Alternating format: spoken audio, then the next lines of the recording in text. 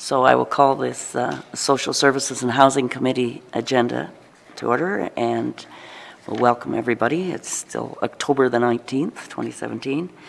Does anybody have a declaration of pecuniary interest? Seeing none, we'll go to the action items. 2A, Russell Meadows, and the assignment agreement direction. I'll turn it over to Christine. Thank you and good morning. So we have before you an assignment agreement and direction to move forward with the Russell Meadows new development project. And I can entertain any questions if you have them. Otherwise, it's a housekeeping item for the agreement. Does anybody have any questions? Okay, I moved by Dave and second by Mitch. All in favor? None opposed, so that carried. And the next item is the Service Delivery Hub Feasibility Review for the Lakeshore. Okay, thank you. And I'll just mention that Nancy Reinhardt, our Income and Employment Support Manager, is with us today too.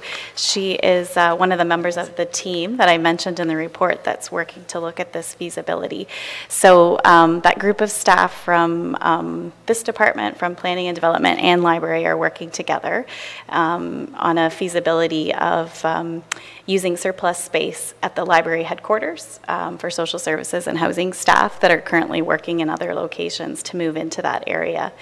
And the group that's working on it has put forward a recommendation that we'd like to look at having some outside consulting services to work on creating conceptual drawings. Right now that surplus space is just open space, so there would need to be some work done to prepare it.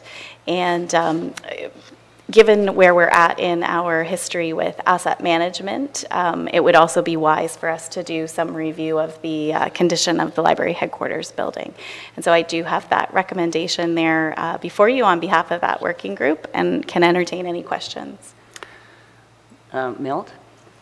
Yeah, just who all do we have at library headquarters now? We have planning, economic development, and there's room for more. Okay. So where is that? Sure. So through you, Chair, there was a large area in the center of the building when it was built that was, the purpose of it was for reserve shelving. The nature of how the library business has changed, there isn't a need for that. So the center of the building is a wide open core that could be redeveloped. Oh, okay. And through you, Madam Chair, the space that's in question with the social services staff is rental space. So we would be, if we're successful, we would have another full-scale hub office that replicates what we have in the peninsula, and it would end a lease on the lakeshore. So it's actually kind of a concern because I know we have our social services staff, quite a few in Kincardine. So does this just involve the Saugeen Shores area or does it involve the Kincardine staff as well? Through you, Chair, this is absolutely just for the Port Elgin area. So we currently have 6 staff that are working in and out of our Port Elgin space on a fairly regular basis. The rental space that we have is not accessible. It's not adequate to meet the service demand that we have there. So if we were to move to a new site, we would be able to provide more on site. And we've seen good advancement in terms of our interaction and getting out of our silos that's been happening in the Peninsula Hub between planning and development in our department.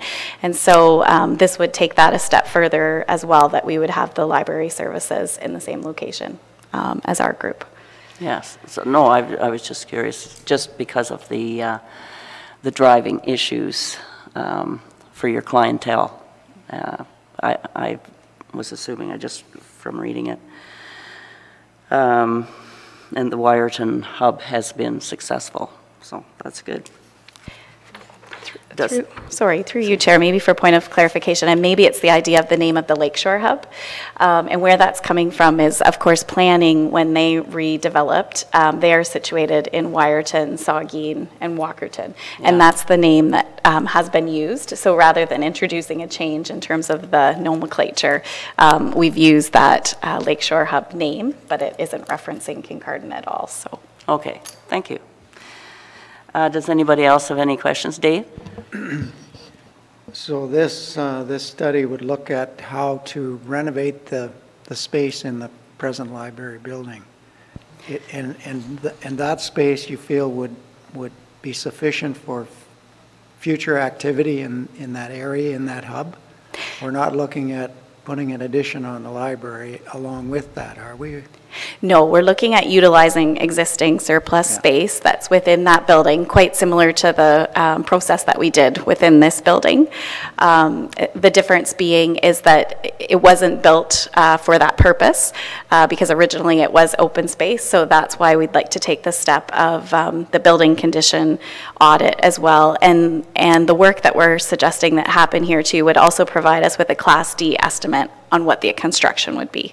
So we would know at the end of this process exactly what it would cost to meet our needs. So we've already identified the needs of the 3 departments that would work there, thinking in terms of potential growth as well too. And also accommodating shared space, so meeting space, staff, lunchroom, that sort of thing. This is maybe just an off-the-wall question, but so it's in the center. Is there any natural light at all? Or is it, So there are windows on 3 sides of the building currently. One side does not have windows, and so that's something that would be taken into consideration with the architecture assistance around that. So I'm just thinking of another building. It's not even in Kincardine, but I've been in it, and there's no natural light in part of it, and they've put the most wicked lighting in that is even the staff find hard to work in. So I think that's always a consideration. Some of this lighting they come up. I don't know. I've never seen the likes of it before. If it's new, I don't recommend it. Okay. So the recommendation is there. I need a mover and seconder. Moved by Mike, second by Dave, that approval be granted to expend tax stabilization reserve for fees and professional services of an architect to provide conceptual design and building condition assessment of the library headquarters for the development of a Lakeshore Hub for a total cost of $23,725. And all in favor? Yeah, sorry, did I miss yours? Yeah, well, not really. I was just late coming. Okay. With regards to the consultants, so do we go to tender for that, or how do we go about that? For this dollar value, under our new procurement, it isn't required. Anything under $25,000 doesn't require that. The architect that we're looking at working with here is one that we have some history with, that we've had some success previously. And so it will help us to move the project along by taking that path forward. But it's below our procurement requirements. Barely. Paul? So the planning department took some space in the library. Did they need an architect to tell them how to put offices up? Did they go through this process? Through you, through you, Madam Chair, to Councillor Eagleson. When the planning team did it, we actually did utilize the services of the individual who constructed the building, who did the architectural work on the building, because there was fixed rolling shelving that had to be moved and other things relocated. So there's, I'm always for pretty good contractors, but they often have their own little engineering as well, but you prefer to go with the architect. Through you, Chair, this would be taking a broad look at it. So things like the lighting, the HVAC, because the library building was originally built with this center core being wide open. It wasn't constructed for the purpose of having closed offices or meeting spaces. And so for the very reason that you mentioned earlier around lighting, to have both of our staff and our citizens that are visiting the building to be comfortable and it work well and meet those needs for a long time. That's really why we want to do the building condition audit piece and also have an architect involved in designing those Class D estimates of construction, because then we know what we're truly dealing with before we make any further recommendations on the project. Okay. Are there any more questions or comments? Paul? Well, with your clients there, will this touch on confidentiality and security? Yes, those will be considerations as well too. In the design that we have in place in the Peninsula Hub, the departments have been loosely grouped together. We've considered traffic flow in terms of how people move in and out of the building, and also created spaces where people can go into meeting rooms for confidentiality and or offices that have the intended purpose of meeting people for safety. So whenever we set up our offices anywhere, we're always taking those things into consideration, that, you know, where is the proximity of doors and all those sorts of things in case something does go badly. But for the most part, of course, our staff are working with de-escalating conflicts and things that might arise on a daily basis. So, but it's all taken into consideration. Any other questions? Or, yeah. Because, so who at the end of the day is in charge? So we've got the library's going to be in there and all that, so a patron walks through the door. Who, let's say there's, you know, an escalation in behavior, who at the end of the day takes ownership, or who is in charge of that individual? So depending on the circumstances of why the person entered the building, the way that our model works at the Peninsula Hub in Wiarton is that we have a front-facing planning and development staff and also a front-facing social services and housing staff, and we would take that same approach in this model as well too.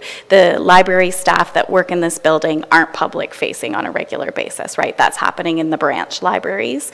These are the administrative staff, and so we would continue that joint process.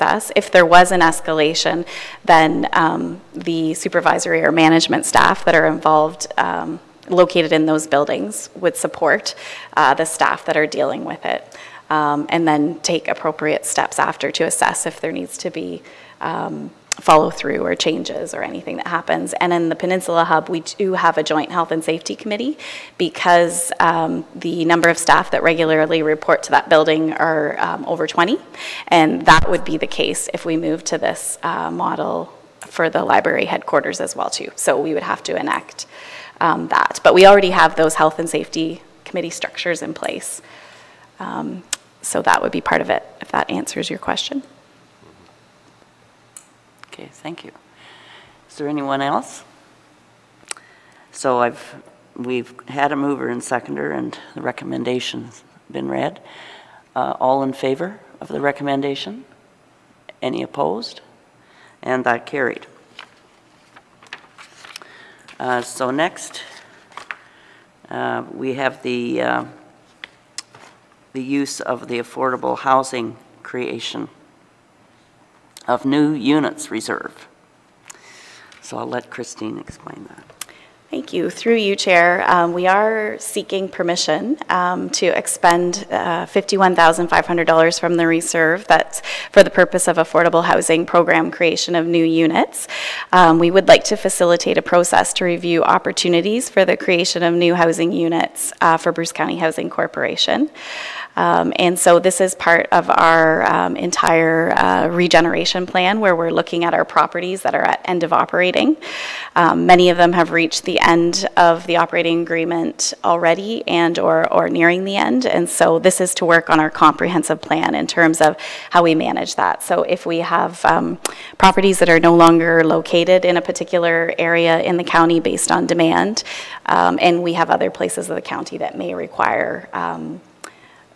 additional units that are available. So we are seeking permission to use some of that money to move forward on that process. Okay, thank you. Does anybody have any questions or comments for Christine on this? Okay, so I need a mover and a seconder for this. Mitch and Janice? Okay, are there any further questions or discussions? Okay, all in favor? None opposed, so that carried.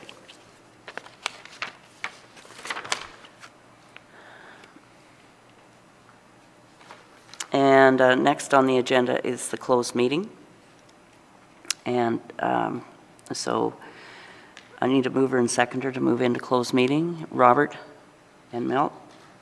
That the committee move into closed meeting pursuant to Section 239 2C of the Municipal Act relating to a proposed or pending acquisition or disposition of land by the municipality or local board. All in favor?